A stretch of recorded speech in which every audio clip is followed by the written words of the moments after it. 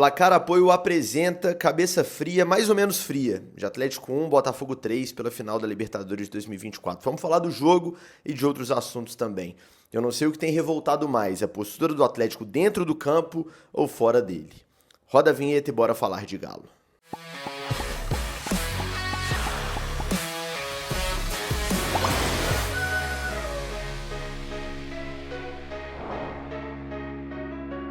Um abraço para você que me acompanha em mais um vídeo aqui no canal do Frossar. Hoje é terça-feira, dia 3 de dezembro de 2024. Tá no ar mais uma edição do Cabeça Fria, que nesse caso é mais o nome do quadro, né? Porque a cabeça ainda não tá fria. Se eu fosse esperar realmente, né, esse jogo ser digerido completamente, tudo que tá acontecendo no Atlético ser digerido completamente, esse vídeo seria gravado daqui a um mês, sei lá, e não hoje, mas por compromisso que eu tenho com vocês aqui, com toda a minha audiência, eu tô aqui pra gente falar sobre o jogo e também sobre outros assuntos que envolvem o nosso querido Clube Atlético Mineiro, né? Sempre agradecendo ao Apoio Mineiro, nosso parceiraço nos conteúdos pré e pós-jogo no canal, agradecendo também aos parceiros fixos aqui do canal. Já vou falar de uma vez deles para depois a gente ficar por conta da análise, né? Agradecer a KTO, nossa parceiraça, aposte com responsabilidade, kto.com, onde a diversão acontece, conheça as probabilidades, lembrando que é só para maiores de 18 anos, gente. A aposta esportiva é proibido para menores e que é para você apostar com responsabilidade para se divertir. A aposta esportiva é entretenimento e não é, jamais será investimento, beleza? Recado também da Confiax, nossa parceira. Nesse mês a gente vai voltar a falar de seguro para o seu carro, para a sua moto, para o seu veículo. Meu carro está assegurado com a Confiax, eu garanto que é seguro de verdade, nada de associação, seguro para você ficar tranquilo caso aconteça algum imprevisto aí com o seu veículo. Se o seu carro tiver assegurado aí com a Confiax, você vai ficar muito tranquilo. O QR Code está na tela, entre em contato e faça a sua cotação, que eu garanto que você não vai encontrar preço melhor no mercado, beleza? Bom, vamos lá. A gente vai falar um pouco do jogo, mas tem bastante coisa pra gente falar também além do jogo, né? Sobre o jogo, eu já queria pedir desculpas aqui, pedir a compreensão de vocês sobre essa análise, porque ela vai ser menos profunda do ponto de vista tático, do ponto de vista dos detalhes, das nuances da partida, por dois motivos. Primeiro, porque eu estava envolvido ali na cobertura de uma final de Libertadores, não é um jogo normal, não é um jogo que eu consigo, né, me manter 100% do tempo sóbrio, né, para avaliar ali os detalhes táticos. Eu também estava muito envolvido emocionalmente na partida por questões óbvias. E segundo, porque eu até comecei o jogo, tem um detalhe de bastidores aqui para vocês, fazendo anotações ali táticas sobre aquilo que eu estava vendo na partida e tal. E aí com 10 ali do primeiro tempo eu pensei, cara, vamos lá. Se o Atlético ganha esse jogo aqui, a última coisa que o torcedor do Galo vai querer ouvir no cabeça fria é a análise tática. Ah, ganhamos porque o time foi bem aqui, foi bem ali. Pode ser até que queira ouvir isso, mas muito lá pra frente eu deixo para os especialistas táticos fazerem, né? Se o Atlético perde, menos ainda. Tenho certeza que vocês estão assistindo esse vídeo, não é para entender, por que será que taticamente onde o Galo errou, e sim para ouvir uma análise sobre o jogo e sobre o momento do Galo de alguém que vocês sabem que é atleticano tanto quanto vocês, né? E que tenta fazer um trabalho mais sério e profissional possível aqui no YouTube, nas redes sociais, enfim. Então, com 10 ali do primeiro tempo, eu abortei essa ideia de fazer a análise detalhada, tática, como eu sempre faço aqui nos jogos nos jogos aqui no Cabeça Fria, porque acho que não é o caso de um jogo desse tamanho. Mas, vamos lá, falar rapidamente da partida, passar por alguns lances para, a partir deles, trazer algumas percepções e algumas observações que eu tive desse jogo. O Atlético foi a campo com a escalação que todo mundo já imaginava, pelo menos eu imaginava. Todo mundo que me perguntou em Buenos Aires, eu falei que seria esse o time: Everson no gol, Lianco, Batalha, Alonso e Arana, Vera e Franco, Scarpa, Paulinho, Hulk e Daverson, né, o time com os 3 atacantes, o time da semifinal contra o River. Seria certamente um Atlético com uma postura mais defensiva, mais arrumadinha atrás, com linha de 5 para marcar. Eu digo seria porque não deu nem tempo da gente ver essa postura que o Atlético treinou para executar, porque com 30 segundos o Gregori, ótimo volante do Botafogo, é bem expulso naquele lance com o Fausto Vera, levanta demais o pé, pega a chuteira dele no rosto do Fausto Vera, no lance óbvio para vermelho, né? O juiz até demora um pouquinho, mas aplica ali o cartão vermelho, e aí o Botafogo fica com um jogador a menos, o Atlético com um jogador a mais, e o jogo entra numa fase irritante. Por que irritante? A partir do momento que o Atlético tem um jogador a mais, claramente quebrou-se ali a ideia de jogo do Galo, né? porque a ideia do jogo do Galo era manter bloco baixo, provavelmente, deixar o Botafogo ter mais a bola, né, marcar direitinho e a oferecer perigo quando fosse possível, numa bola longa para o Davidson, numa jogada de transição, que o Atlético definitivamente não é forjado para isso, mas vai que encaixa um lance, numa bola parada, claramente seria essa a postura do Galo na partida. A partir do momento que o Botafogo tem um jogador a menos, o Botafogo é obrigado a recuar, né? E o Atlético passa a ter a bola, e é irritante porque o Atlético tem a bola e não consegue fazer nada com ela. O Atlético teve em vários momentos do jogo, se não em praticamente todo o jogo, posse de bola perto dos 80%, acima de 70% com certeza. Só que era uma posse de bola absolutamente, assim, inútil, né? O Atlético tinha a bola e ficava lá, girando, gira no Scarpa, volta no volante, gira lá no Arana, volta no volante, dá no Hulk, ele tenta um chute de fora, aí dá no Davis. E assim, o Botafogo fez um 6-3-0, muito óbvio, depois da expulsão do Gregory, tirou os espaços do Atlético e o Atlético, quando tinha a bola, não conseguia furar esse bloqueio do Botafogo. E aí entra uma parte que eu preciso falar, que não tem jeito, né, falar do treinador, porque faltou treinador. Nesse caso, né, faltou uma postura mais agressiva, mais corajosa ao Milito, justamente ele que tantas vezes durante o ano foi corajoso, até demais. Quem acompanha sempre o Cabeça Fria aqui sabe que lá no início do ano, antes daquela primeira crise braba do Galo no Campeonato Brasileiro e tal, eu critiquei o Milito em várias oportunidades pelo excesso de coragem, porque às vezes faz mal, tudo em excesso faz mal, inclusive coragem. Jogar de peito aberto demais, às vezes o Atlético até ganhando jogos ou empatando jogos, ele se expunha de um jeito que não precisa, tomava gols assim, reiteradamente, e eu já critiquei isso aqui em alguns momentos da temporada. Né? Para quem fala, o Frossard é defensor do Milito, assim, fui em vários momentos e fui crítico dele em vários momentos também daquilo que ele fez em campo. Eu só tento avaliar o trabalho do treinador com um pouco mais de razoabilidade, olhando um pouco mais para longo prazo, porque eu acho que não é o correto e a gente nunca vai sair do ciclo vicioso ali se a gente ficar sempre errou, troca. Então eu tento fazer uma análise um pouco mais, né, sensata do trabalho do treinador, mas em vários momentos da temporada eu critiquei o time do Milito e nessa final não tem como não criticar porque ele errou para o outro lado. Se ele errou em vários momentos do ano por excesso de coragem, agora ele errou por falta dela. O Atlético tem um jogador a mais, 80% de posse, e ele espera o intervalo para mexer no time. Ele joga o primeiro tempo inteiro, e é quando ele toma os 2 gols, inclusive, com 3 zagueiros e 2 volantes, sendo que o Botafogo não tinha volume ofensivo para justificar essa quantidade de jogadores defensivos. Né? Ali era um tanto quanto óbvio você tirar um dos volantes, podia tirar o Vera, que tinha acabado de tomar uma pancada na cabeça, um lance muito feio, inclusive, e colocar, por exemplo, o Alisson, era uma mudança óbvia, né? Todo mundo com quem eu conversei na Argentina depois do jogo, os atleticanos, perguntaram por que o Alisson não entrou e tal. Você jogaria o Scarpa um pouco mais para dentro, naquele modelo de jogo dele, teria um cara para quebrar uma linha, para tentar alguma coisa diferente, para tentar uma finalização de fora, para tentar um cruzamento na área, para tentar um drible, uma linha de fundo. Não foi o que ele tentou, o Atlético ficava naquele joguinho ali de posse e sem objetividade nenhuma, sem, né, gerar real perigo para o time do Botafogo. As chances eram um chute fora da área do Hulk, né, esse tipo de coisa. E aí, cara, o Botafogo, quando tinha a bola, tentava jogar, tinha personalidade para jogar e expunha que o Atlético estava borrando de medo do Botafogo. O lance do primeiro gol, e eu falei na abertura desse vídeo que é difícil a gente decretar aqui, cravar o que gera mais revolta nesse momento, se é o Galo dentro do campo ou o Galo fora dele. Agora eu tô falando do Galo dentro do campo. O lance do gol é um lance que dá vergonha. Eu assisti pela primeira vez depois de ter visto ao vivo no estádio, agora, meia hora antes de gravar esse vídeo, hoje, na tarde desta terça-feira.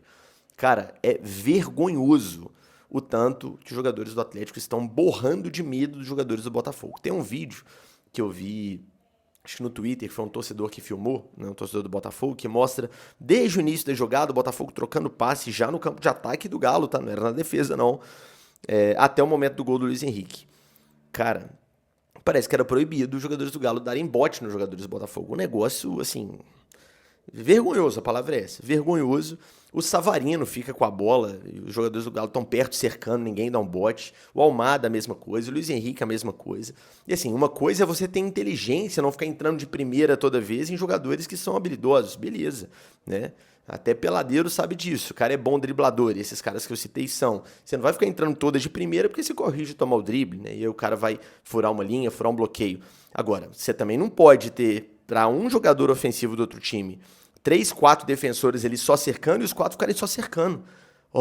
Joga pra trás, por favor, porque eu tô com medo de ir pra cima de você. Isso não existe. Isso é vergonhoso num nível. E se você pegar o lance do gol, desde o início até o momento que a bola entra, os jogadores do Atlético só cercam. E se os caras só cercam, os jogadores do Botafogo, mesmo em desvantagem numérica, vão aos pouquinhos ganhando terreno. Uai, você não vai vir me tomar a bola de mim? Não, então beleza, então eu vou dar um passinho aqui, toco no meu companheiro, ele dá mais um passinho, dá mais um passinho. Quando a gente assustou, a bola tava com o Luiz Henrique dentro da área, e dentro da área é mais difícil você dar um bote, porque você corre o risco de fazer um pênalti, além do risco de tomar o drible, você corre o risco de fazer um pênalti. Ele foi indo, né? Eles tentam uma finalização, a bola bate, rebate igual o pinball na defesa, sobra no pé do jogador do Botafogo, que ganhou terreno porque ninguém deu bote lá atrás, e o cara chuta e faz o gol. Um lance, assim, vergonhoso, uma postura de um time que se borrou, que estava borrado de medo do adversário. Isso é responsabilidade dos atletas? Claro que sim, mas do treinador também. Defendi o Milito aqui em vários momentos da temporada, vários, mas nessa final não tem como absolver o Milito. Não tem como. O time dele foi covarde. Tanto a escalação que ele manteve em campo depois da expulsão do Gregori, quanto a postura dos jogadores que estavam em campo. Covarde. Então, assim, ele foi, né, pouquíssimo corajoso, ou nada corajoso, na hora de mexer, ou não mexer, no caso, para tentar incomodar mais o Botafogo, para tentar ter uma alternativa mais ofensiva. E os jogadores dele que estavam em campo foram covardes na postura dentro do campo. E aí o time que tem coragem, o time que tá jogando, que tá numa temporada boa, que tá confiante, podia ter 7 em campo contra 10, que os caras iam achar um gol de alguma forma. Né? Com os jogadores do Galo só cercando. Não, eu não vou te dar o bote não, pode vir, eu vou te cercar aqui. 5 caras pra marcar um. Não, eu vou só te cercar. Cara, vai indo, uma hora uma bola rebate e entra. Vergonhoso assistir aquele replay do primeiro gol.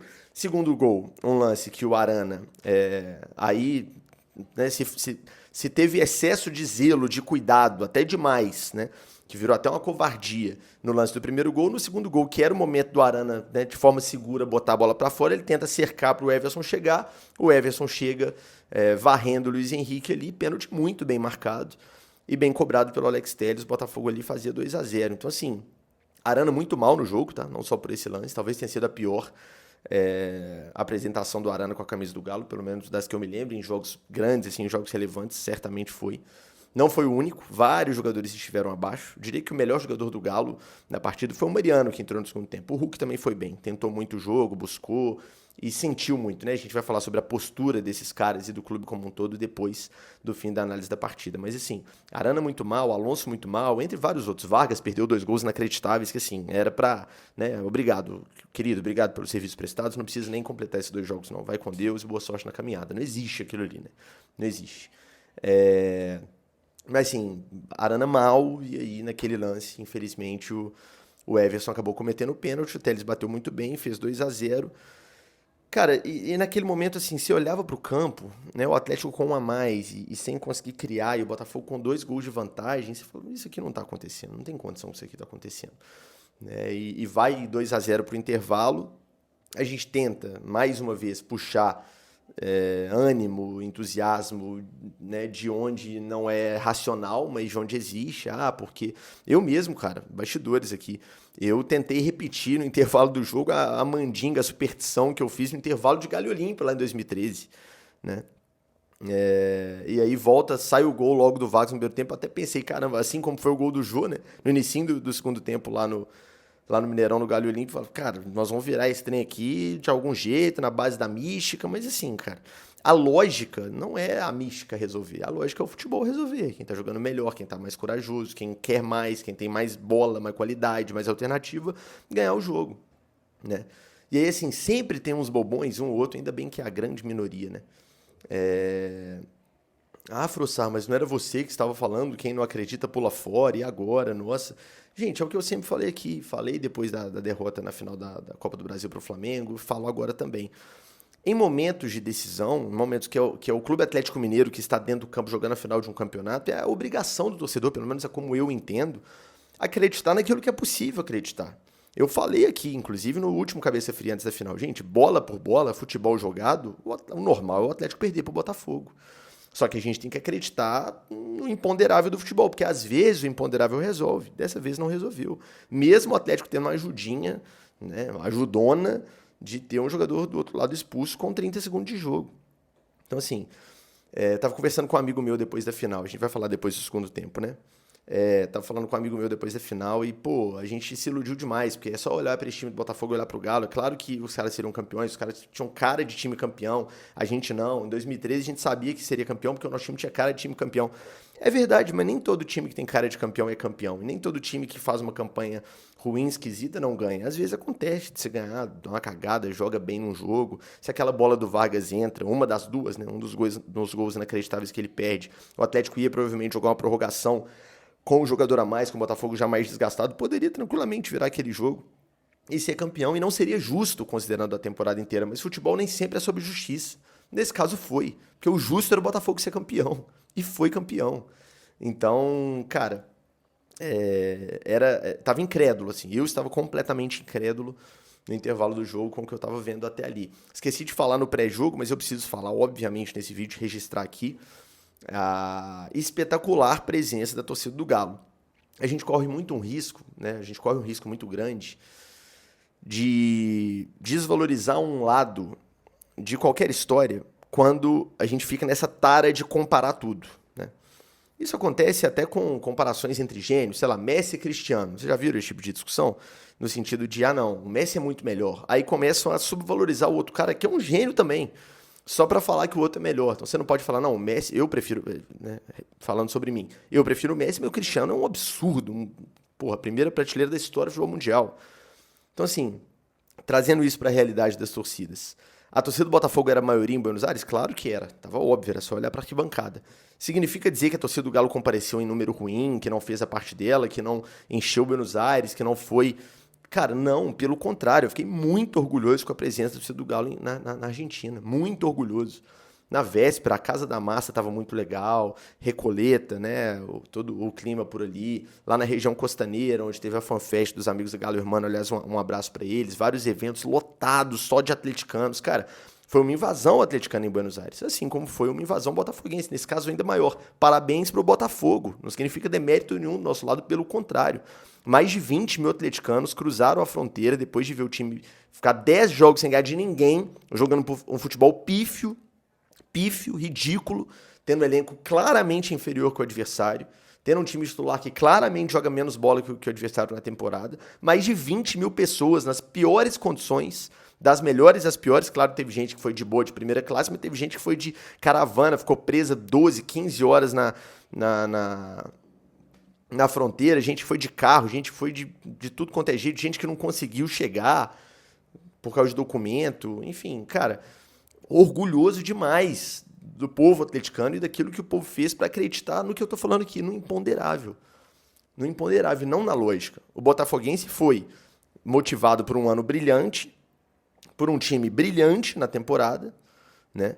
Por um desempenho brilhante, recente, exceção feita a um jogo ou outro que não foram bem, inclusive contra a gente no Brasileiro, contra o Vitória, beleza, mas um futebol brilhante apresentado nesta temporada, uma primeira final de Libertadores na história, uma logística que é mais simples do Rio para Buenos Aires do que de BH para Buenos Aires via de regra, pensando em voo principalmente, e os caras foram e fizeram uma festa belíssima. Parabéns para a torcida do Botafogo, legal, da hora. Não significa dizer que a presença da torcida do Atlético foi ruim, foi fraca, pelo contrário, estava em grandíssimo número, fez belíssima festa e estão todos de parabéns, né? Porque infelizmente foram para Buenos Aires em condições, como eu disse, das mais variadas, para lutar sozinhos, ou com pouquíssimos que lutaram por nós dentro do campo. Pouquíssimos. Dá para citar o Hulk, que lutou, dá para citar o Paulinho, que estava jogando, né, com um problema gravíssimo, que agora já ficou claro que é um caso de cirurgia, vai operar, vai ficar meses fora, vai ser um desfalque importante no início da próxima temporada, né? O Mariano entrou muito bem. Dá para citar jogadores que, de fato, encarnaram o espírito que o torcedor esperava que o time inteiro encarnasse dentro do campo. Mas, assim, não foi a média, não foi o normal, não foi o que a gente viu da postura de todo mundo nessa partida. Antes da gente falar do segundo tempo, aqueles pedidos que eu esqueci de fazer no início do vídeo, deixa o like nesse conteúdo, se inscreva no canal se não for inscrito, se inscreva no canal de cortes também, o link está na descrição, considere se tornar sócio do canal, membro do canal, é só clicar em Seja Membro aí embaixo que o YouTube vai te fornecer as opções, beleza? Ajuda demais o meu trabalho. Bom, vamos lá. No intervalo, enfim, depois de estar perdendo por 2-0, o Milito faz 3 mudanças, coloca o Mariano, que entrou muito bem, como eu disse, talvez tenha sido o melhor do Galo em campo. Coloca o Bernard, que, assim, não resolveu, mas também não entrou tão destoante, assim, tão mal, tão abaixo dos outros jogadores, não. Né? Conseguiu até um lance ou outro aqui e ali. E colocou o Vargas, que no primeiro minuto do jogo, 2 minutos, sei lá, que lance de escanteio, faz o gol no bom cruzamento ali do Hulk. O Vargas cabeceia bem no ângulo e faz o 2-1. Né? O Atlético continua com aquela postura de ter a bola, mas pouco conseguir fazer com ela. Aos 8 minutos tem um lance de um pênalti muito claro no Davidson. Só checar se foi aos 8. Aos 8. Mas muito claro, muito claro. Me dá vergonha o Atlético tendo feito a temporada, né, abaixo que fez até aqui e a final ridícula que fez. E depois contestar, agora vamos reclamar de pênalti na Conmebol, até porque a gente sabe que não vai dar em nada, né? Não vai mudar nada. Se a Conmebol entender que o árbitro errou gravemente, porque errou, vai punir ele, vai ficar um mês sem geladeira. Vai mudar o quê? Né? O título, da forma vergonhosa que a gente perdeu, já foi e não tem como voltar atrás. Né? Mas foi pênalti. Foi pênalti, a imagem é muito clara. O Marlon Freitas chuta só a perna do Davidson. Aquilo, né? Aquela clássica fábula ali. Fábula não, aquele clássico ensinamento ali de pais e mães para as crianças, quando as crianças estão formando o caráter. E eu não estou falando do caráter do Davidson, pelo amor de Deus, é só uma analogia. Né? E os pais falam para a criança, olha, mentir não pode, porque você vai mentindo, por exemplo, tá doendo aqui, não tá doendo? Tá doendo e não tá, é só charme, é só mãe, não tá doendo. Na hora que estiver doendo mesmo, ninguém vai acreditar. Eu lembro demais dos meus pais quando eu era moleque me falando isso. Olha, não fica encenando aquilo que não é verdade, porque na hora que for verdade você não vai ter moral para cobrar. O Davidson tem o histórico de, né, em coisas normais, fica lá rolando no chão, dando pirueta, dando cambalhota. Quando foi pênalti, o juiz não levou a sério. Se fosse aquele mesmo lance, aquele mesmo chute do Marlon Freitas, sei lá, no Paulinho, talvez, né, os próprios jogadores do Galo iam cercar um pouco mais, o árbitro ia pensar de um jeito diferente, deixa eu ver esse lance. O próprio VAR, o árbitro de vídeo, olharia com mais cuidado, esse cara não é disso. Não é o normal dele ficar rolando desse jeito no chão. Deixa eu ver se pegou. Pegou, hein, de chamar o árbitro. Pênalti, seria 2-2 ali. O Atlético empataria o jogo, traria uma confiança muito maior, teria ainda muito jogo pela frente, com um jogador a mais a possibilidade de prorrogação. Então, assim, poderia mudar o jogo. Como era o Davidson, não estou falando que a culpa é do Davidson, assim, nesse caso, porque ele sofreu o pênalti, ele foi chutado, a culpa é do árbitro que não deu, do árbitro de vídeo que não viu e mandou chamar. Mas que o histórico do jogador, nesse caso, joga contra, é fato, né? Acho que isso aí todo mundo concorda. Aos 28 minutos, o Milito tira o Davidson e coloca o Kardec numa substituição que eu confesso não ter entendido. Né? Se trocar um centroavante por outro, vai mudar o quê? O Alisson ter terminado esse jogo no banco, para mim, não fez o menor sentido. Né? Você tá precisando de alguma coisa diferente, achar uma jogada, coloca o cara que é único ali de 1 contra 1, um cara que pode te dar um drible, que pode te dar uma jogada diferente, e ele terminou o jogo no banco para trocar um centroavante por outro. Né? E no final do jogo, o senhor Eduardo Vargas consegue perder 2 gols, assim... Cara, o risco que você corre de ter jogadores que já te provaram por A mais B mais C mais D mais E mais F, que não tem condição de te ajudarem com frequência, é que em algum momento você vai depender deles. E o risco nesse caso é você ter a bola de um título de Libertadores, porque foram 2, e se o Vargas faz os 2 gols ali, beleza, Frossar, mas tá falando de 2 lances, tivesse acontecido o primeiro gol, poderia não ter acontecido o segundo, beleza, tô falando a grosso modo aqui. Cara, teve 2 bolas que no mínimo levariam o jogo pra prorrogação, porque se o Atlético empata, provavelmente não ia tomar aquele terceiro gol da forma que tomou, já num desespero do último lance, num lance totalmente avulso ali, mas é o risco que você corre, né, de ter a bola que pode mudar uma final nos pés de um cara que já provou muitas vezes que não vai resolver a sua vida. Não vai. Né? Os bons momentos desses caras foram a exceção da exceção da exceção. E esses caras foram a solução numa final. Eu falo esses caras principalmente me referindo a Vargas e Kardec, tá? Que já deram muitas demonstrações, com todo o respeito do mundo ao profissional. Isso aqui não é nada pessoal, aliás, nunca é pessoal. Aliás, é uma coisa que as pessoas têm dificuldade de entender, eu vou falar sobre isso daqui a pouco. Nunca é pessoal, eu não tenho ódio de ninguém, eu não detesto ninguém pessoalmente, até porque eu não conheço, né? Sei lá, o Vargas pode ser um baita cara legal no fim das contas, né? O Kardec pode ser um baita cara legal, não conheço, não sei. Eu analiso o que eu vejo dentro do campo, o jogador de futebol, que é isso que a gente está aqui para analisar. Né? E nunca ofendendo, nunca, né, estimulando discurso de ódio de forma alguma. Estou avaliando aquilo que eu vi. São caras que pouquíssimas vezes te entregaram desempenho, foram decisivos a seu favor. E você ter esses caras no elenco, em condições de reservas imediatas, você corre o risco de uma bola decisiva cair no pé dele. Foi o que aconteceu na final da Copa do Brasil, naquele lance daquele gol bizonho perdido pelo Kardec, na pequena área sem goleiro. Foi o que aconteceu nos 2 gols bizonhos que o Vargas perdeu na final da Libertadores. Será que é culpa deles? Ou será que é culpa de quem deixa esses caras como primeiras opções, né? Ou deixa esses caras como, né, soluções para mudar um jogo no elenco? Eu fico com a segunda opção, mas aí vai de cada um. Não tem como também tirar a responsabilidade do cara, né? Uma bola espetacular do Mariano, num cruzamento ali a meia altura pro Vargas, não é nem um cruzamento, que ele é um lançamento. O Mariano joga muita bola, né? Aliás, o Mariano é um cara que vai sair pela porta da frente, né? Certamente não terá o contrato renovado. Vai sair pela porta da frente, máximo respeito, máximo agradecimento pelos serviços prestados. Foi essencial na temporada brilhante que a gente viveu em 21 e terminou o ano com dignidade, jogando bem e fazendo a parte dele para o Atlético reverter um jogo que poderia reverter em função da desvantagem numérica do Botafogo, né? Deu um passe primoroso, maravilhoso para o Vargas, passe de quem é acima da média tecnicamente, como o Mariano é.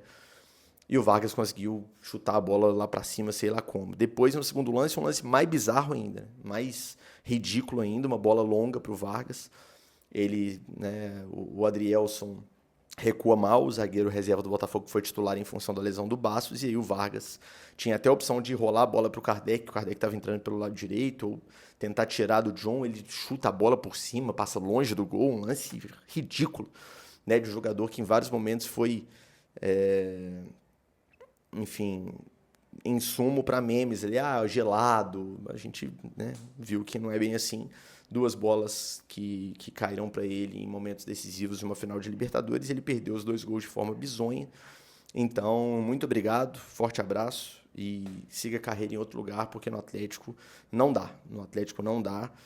E é só mais um exemplo, né, de jogadores que não podem permanecer aqui para a próxima temporada, ao meu ver. O Botafogo fez o 3º gol depois, com o Júnior Santos, já aos 51, praticamente no último lance do jogo, naquele momento que já não tem mais organização, não tem nada. O cara fez uma jogada lá pelo lado direito, a defesa não cortou, a bola ficou, né, progredindo ali, viva ali na área pelo lado direito, sobrou no pé do cara, o cara fez o gol, 3-1 para decretar o fim do jogo, né? Aí tem aquela galera que analisa futebol de uma forma muito rasa. Foi 3-1 com 1 a menos. Se fosse 11 contra 11, seria 8. Na verdade, provavelmente o Atlético faria um jogo melhor, porque foi treinado para jogar no 11 contra 11 para se defender ciente que o Botafogo é melhor e tentar achar um gol. Seria campeão? Impossível saber. Impossível. O Botafogo poderia achar uma bola, fazer um gol, ganhar por 1-0. O Atlético poderia achar uma bola, fazer um gol, ganhar por 1-0, né? Poderia ficar 0-0 e ir para prorrogação e pênaltis. Tudo poderia acontecer. Mas é impossível, né, chegar a essa conclusão como se o futebol fosse 1 mais 1 igual a 2, fosse matemática, fosse óbvio, não é, de que com 1 a menos o Botafogo fez 3-1, então no 11 contra 11 seria uma goleada maior, porque definitivamente é uma conclusão leviana, né, uma parada que não dá para dizer nesse caso. Vamos lá agora analisar questões um pouco mais macro aqui. O jogo está analisado de forma, como eu disse no início desse vídeo, mais objetiva, sem todos os detalhezinhos e sem citar cada lance, as nuances táticas de cada momento do jogo, porque não é o que vocês querem, eu sei, e não é o que eu me preparei para fazer para esse vídeo, porque durante o jogo não estava tão atento assim à parte estratégica do jogo. Foi um jogo totalmente atípico também pela expulsão no início. Agora vamos falar de alguns assuntos que eu sei que muita gente está nesse vídeo aqui para me ouvir falar sobre eles, né? Milito. Defendi ao longo da temporada em vários momentos, porque vi, em alguns momentos, boas coisas do Milito, né? Vi, no início da passagem, um treinador extremamente corajoso, que queria, né, mandar sempre a campo um time protagonista. Vi, em alguns momentos, o modelo de jogo dele, a estratégia dele, falir completamente e ele achar soluções, especialmente às vésperas do jogo contra o São Paulo no Morumbi, né? Um momento péssimo do Atlético tecnicamente, que o Atlético conseguiu achar soluções, jogou bem, com uma postura um pouco mais defensiva, mas jogou bem, conseguiu o resultado. E principalmente por uma convicção minha, que não tem a ver com o Milito, e sim a ver com o mundo do futebol, de que vale a pena você insistir em um trabalho a longo prazo de um treinador. Então, assim, eu chego nessa reta final da temporada querendo a continuidade do Milito? Sim, mas muito mais por essa compreensão e por essa tentativa de apostar na continuidade do que por um convencimento que ele me trouxe, tá? No fim da temporada, infelizmente, a balança Gabriel Milito, na minha cabeça, ela é negativa. Por que eu digo isso? Porque o time dele jogou bem de forma estável, né, com bom desempenho, minimamente estável, em pouquíssimos momentos do ano. Pouquíssimos momentos do ano. O início foi espetacular, mostrou coragem na final do Mineiro, fez o que pouquíssimos treinadores fariam, foi campeão, teve um início espetacular na Libertadores, uma sequência muito boa de grandes resultados. Depois, o modelo de jogo dele foi à falência completamente, o time começou a jogar muito mal, achou uma alternativa, conseguiu, e tem mérito dele também, levar o time às 2 finais, e tem muito demérito dele perder as 2 finais, né? Então, a balança, Gabriel Milito, ao meu ver, infelizmente, ela é negativa. Falou, se a balança é negativa, por que você acha que ele tem que permanecer? Eu acho que ele tem que permanecer porque eu acho que as chances de o Atlético ter um ano que vem melhor que esse em relação a desempenho, né, é maior se você der continuidade para um trabalho, para um treinador que já conhece o elenco, que vai ter a oportunidade de, né, espero eu, interferir um pouco mais na remontagem do elenco, ou nos ajustes do elenco para a próxima temporada, né, e com tudo que ele já aprendeu durante o ano, e com tudo que espero eu essas finais deixem de lição para ele, acho que a chance de sucesso é maior do que você interromper de novo, né, um trabalho que foi, querendo ou não, finalista de 2 Copas, e iniciar um trabalho do zero com o treinador agora. Repito, é muito mais pela convicção na continuidade do que pela convicção no trabalho do Gabriel Milito, porque ele me decepcionou muito, muito, especialmente nessa reta final de ano. Não é normal o time chegar na reta final do ano, faltam 2 jogos para acabar a temporada, o Atlético vai jogar esses 2 jogos aí para eliminar totalmente qualquer chance de rebaixamento e para tentar confirmar uma vaga na Sul-Americana. Não é normal o time chegar nessa reta final com 11 jogos sem vencer e com o futebol pífio que está apresentando. Então, assim, na parte mais importante do ano, o Atlético jogou muito mal, e isso, obviamente, é uma responsabilidade muito grande do treinador, que, como eu disse já no início da análise, mostrou coragem em tantos momentos da temporada e faltou coragem no momento que ele mais precisava dela, que foi justamente nessa final de Libertadores. Então, infelizmente, cara, a balança é negativa. A cobrança no ano que vem ela vai ser muito maior, inclusive da minha parte, porque acabou o argumento de não teve pré-temporada, não participou dos ajustes do elenco, acabou de chegar, é o primeiro trabalho. Bom, ele permanecendo para a próxima temporada, como aparentemente vai acontecer, né? A menos que os próximos resultados mudem o cenário, aparentemente é o que vai acontecer. Ele já vai ter um ano de trabalho, né, no ano que vem, provavelmente vai completar, a menos que caia no início da temporada, vai completar, já vai ter uma pré-temporada, já vai ter conhecimento, já vai ter entendimento do futebol brasileiro. Então, assim, a cobrança vai ser muito maior, porque o desempenho em 2024 definitivamente não foi o esperado, muito abaixo disso, né? Foi um desempenho muito ruim, muito oscilante e mais vezes ruim do que bom, né? A gente fala, não, o time oscilou muito, mas teve mais momentos bons do que ruins, beleza. Oscilação ruim acontece, aqui teve uma crise, mas retomou o desempenho e tal, beleza. Jogou bem, perdeu no detalhe, perdeu para times melhores, não. Jogou mal, muito mal as finais, jogou muito mal o Campeonato Brasileiro, quase que como um todo, raríssimas exceções, raríssimas.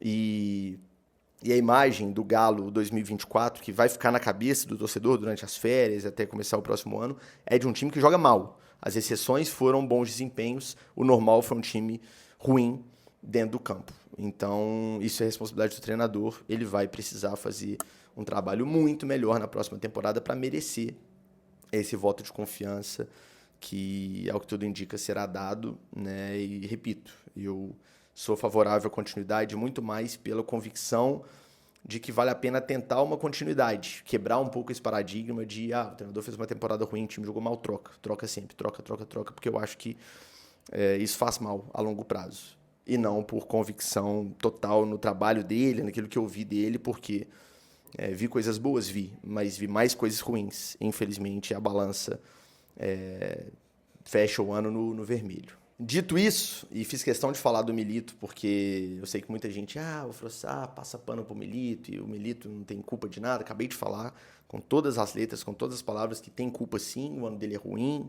Falei tudo o que acabei de dizer, né? Dito isso, o elenco é extremamente desequilibrado, né? E aí, essa parte não é culpa do Milito. Foi culpa do Milito não ter colocado o Alisson no jogo e sim ter colocado o Kardec no lugar do Davidson, trocado o centroavante? Foi. Essa tá na conta dele. Foi culpa do Milito o gol que o Vargas perdeu cara a cara? Não. Não foi. Foi culpa do Milito, o Vargas e o Bernard em péssima temporada. É um cara que eu confio muito que vai jogar bem em 2025, mas fez uma péssima temporada. Serem a solução que o Atlético tinha no banco numa final de Libertadores? Não, não é culpa do Milito. Então, esse elenco desequilibrado é uma responsabilidade de quem montou. E mais do que a preocupação com o elenco desequilibrado que temos hoje, é a minha preocupação com a próxima temporada, porque a gente já viu nessas últimas horas entrevista aí dos donos do clube dizendo que vai ser mais uma janela, né, modesta, de poucas mudanças pontuais, porque a gente confia no elenco. Bom, se confia, confia errado, porque o elenco é desequilibrado e precisa de mudanças substanciais. Virar com esse elenco aí, com 4 trocas de saídas e 3, 4 chegadas, você vai mais uma vez entrar numa temporada com um elenco desequilibrado, né? Pode ser que aconteça alguma coisa e ganhe na próxima temporada? Pode, porque é futebol. Sempre pode acontecer. Mas o elenco é desequilibrado e aparentemente vai continuar sendo. E aí, assim, com todo o respeito do mundo, né? A questão do argumento usado para não, a gente não pode fazer loucuras. Bom, o Atlético teve um resultado esportivo, no fim das contas, né, vergonhoso, se você analisar o que ficou de resultado da temporada. Não foi para Libertadores, não ganhou nada, tirando o Mineiro. O resultado é ridículo, é péssimo, pífio. Só que financeiramente falando, o Atlético teve um ano muito bom. Muito bom. Recordes e recordes de bilheteria na arena, antes dos animais fazerem o que fizeram e a arena ficar suspensa, mas já foi na reta final do ano. E final de Libertadores e de Copa do Brasil. Gente, os donos do clube virarem agora e falarem, porque a gente não ganhou a Libertadores, então ano que vem vai ser um ano duro financeiramente. Gente, numa boa.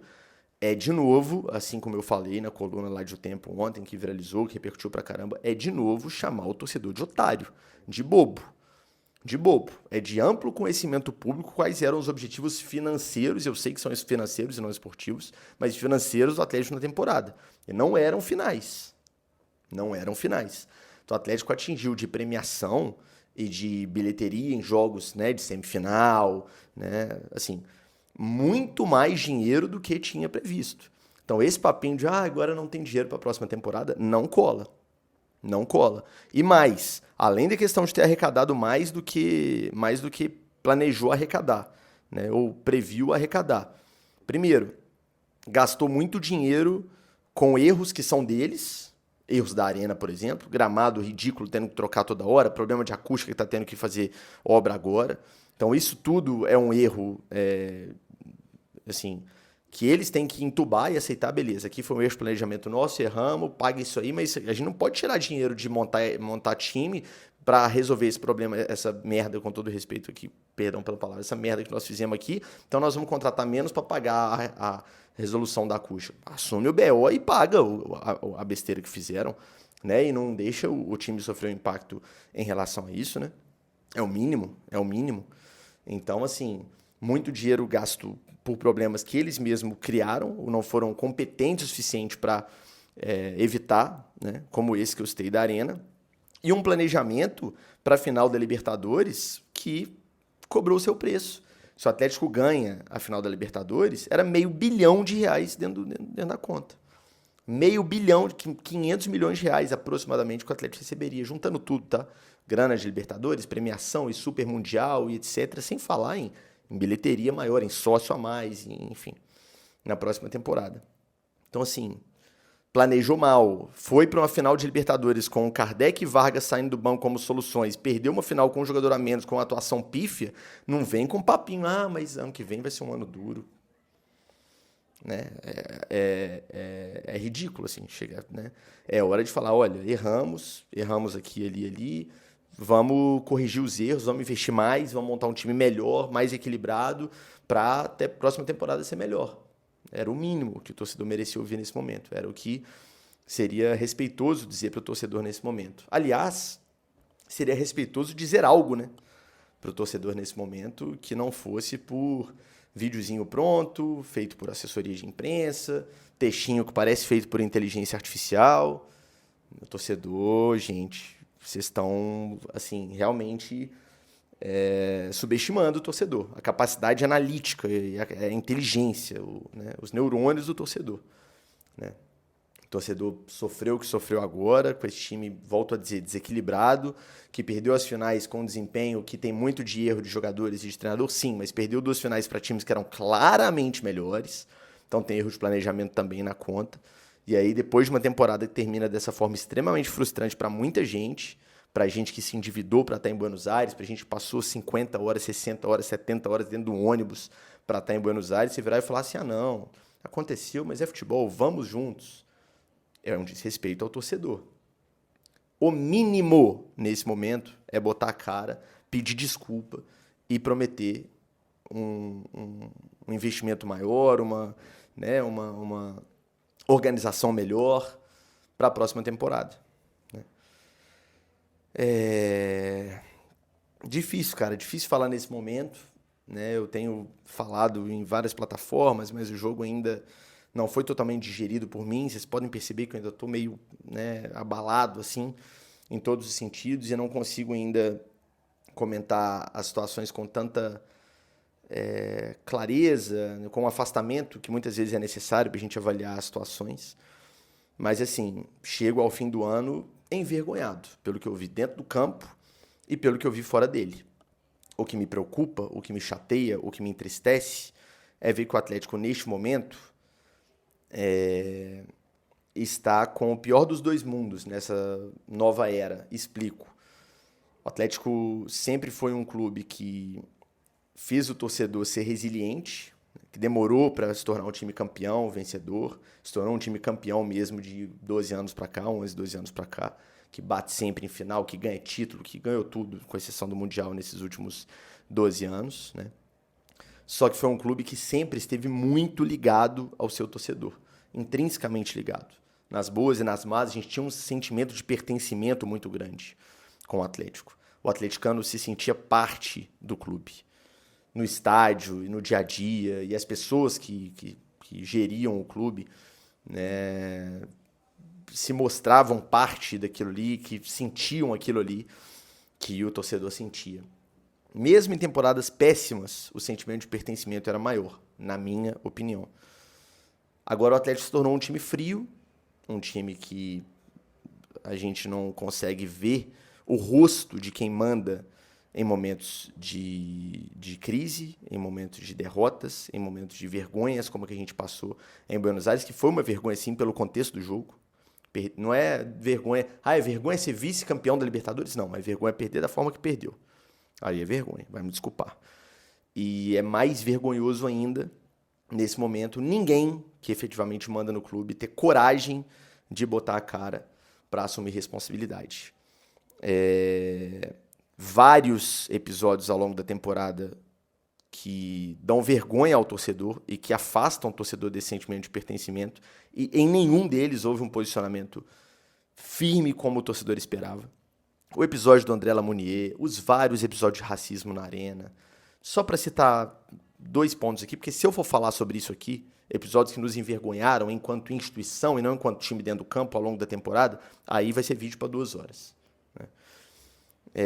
Então, assim, vocês tomem cuidado, porque vocês estão afastando o bem mais precioso do clube e achando que o torcedor vai ser para sempre otário de você pode tratar ele desse jeito, ó, você não serve para nada, você não presta para nada, eu não tô nem aí para você, eu não devo satisfação para você, fico com o meu textinho de inteligência artificial aqui, só que na hora que eu preciso de você, massa, venha, somos um só, precisamos de vocês, o Galo nunca luta sozinho, e achar que o torcedor sempre vai comprar esse discurso. Uma hora cansa, tá?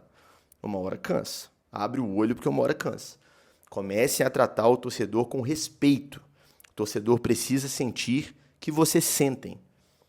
E não é com textinho pronto em rede social e com entrevista no veículo de comunicação que vocês são donos que isso vai acontecer.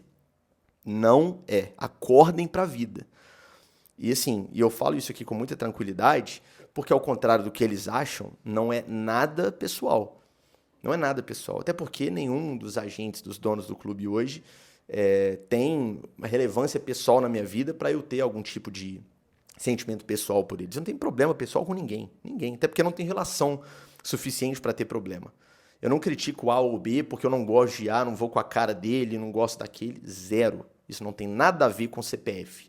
Tem a ver com as pessoas que estão gerindo, e não só gerindo, agora são donas da instituição que eu e milhões de pessoas amo e amamos há décadas. Então, assim, quando eu falo de uma postura que eu acho vergonhosa, eu não falo do fulano, do Beltrano. Eu falo do dono do Clube Atlético Mineiro. Então, assim, vocês têm que entender isso rápido. Porque senão vocês vão sempre levar, né, qualquer pessoa que critica pro lado do é inimigo pessoal, esse aqui odeia a gente. Eu não odeio vocês, porque nem relevância para isso vocês têm na minha vida. Né? Aliás, graças a Deus eu não odeio ninguém. Ninguém. Não nutro ódio por ninguém nessa vida. Então, assim, eu tenho críticas duras e posicionamentos duros a vocês, e aí eu falo aos donos do clube, enquanto donos do clube que eu amo. Ponto. Ponto. Nada além disso. E nunca vai ter nada além disso. Né? Então, assim, infelizmente, a gente faz críticas e aí o que vem do outro lado é, porque, né? Não vou nem ficar falando muito sobre isso aqui, não, mas é sempre, e não é a primeira vez que isso acontece na minha carreira, né? Já aconteceu outras vezes. Sempre uma resposta do tipo assim, porque, né, você faz isso comigo, você está agindo assim comigo. Não é por A ou por B, é pelo Clube Atlético Mineiro, que é a instituição que eu amo. Né? Se amanhã fulano sair, entrar Beltrano e o Beltrano estiver agindo errado, a crítica vai ser pro Beltrano, fulano, o que tem a ver? Nada, rigorosamente nada, siga a sua vida. Como aconteceu com um aí que nem tá mais no clube, que jurava na cabeça dele que eu tinha algo pessoal contra ele, porque fiz críticas enquanto ele geria o clube, e saiu do clube, que siga a vida dele, que seja muito feliz, ele e a família, rigorosamente problema nenhum com a pessoa, zero, seja muito feliz, de verdade. O problema era nas ações enquanto mandava no clube. Agora a mesma coisa. Então, assim, comece a entender que não existe nada pessoal e existe crítica pensando no bem da instituição. E que eu posso errar também, como qualquer um. Eu faço crítica com base no que eu vejo. Posso estar certo, posso estar errado. E aí o julgamento é de vocês e da torcida é feita por milhões de pessoas. Aí tem que ter a inteligência de né, bater um termômetro e ver, caramba, isso aqui faz sentido? As pessoas concordam, discordam? As pessoas também veem por aqui ou não? Né, alguém sozinho pensando assim? Ou são milhões de pessoas pensando assim? Que o clube, por exemplo, está distante do seu torcedor. Aí é o julgamento de vocês. Me parece muito óbvio, mas quem sou eu, né? Quem sou eu? Sou um mero jornalista. Então, cara, torcedor precisa ser respeitado, né? Precisa sentir que as pessoas que cuidam do clube dele amam o clube dele como ele ama também. E não é textinho pronto que vai fazer essa percepção chegar até o torcedor. Não é.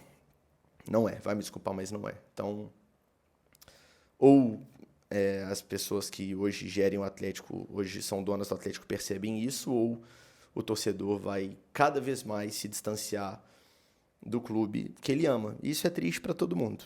Para quem tem o ativo, né, porque agora virou uma empresa, é um ativo, é mau negócio, além da questão emocional da coisa, da questão né, passional da coisa, é mau negócio se afastar o seu principal consumidor, né? Então, caso seja, não sei se é o caso, mas caso seja só a questão monetária e do negócio importante, é mau negócio também, pensando no negócio também é péssima ideia. Né? E caso tenha o sentimento, que eu não duvido que tenha, tá? Não duvido que sejam realmente atleticanos, vocês estão indo para um lado muito perigoso, de afastar o clube do seu torcedor ou o Atlético começa rapidamente uma busca né, por resgatar esse pertencimento do seu torcedor, de respeitar o sentimento dele e de tentar dialogar com o sentimento dele, porque está dialogando errado, né? Para mim isso é óbvio, ou realmente a situação vai ficar cada vez pior. Nesse sentido, tá? Do torcedor desanimado, do torcedor não querendo mais acompanhar, e daqui a pouco vão começar a cancelar sócio e etc. Isso não é uma torcida. Eu adoraria que a torcida do Atlético continuasse engajada como sempre foi, mas ela precisa de algo em troca. E respeito é o mínimo, né? Respeito é o mínimo. Então, gente, é por aí. por aí o que eu tenho para falar.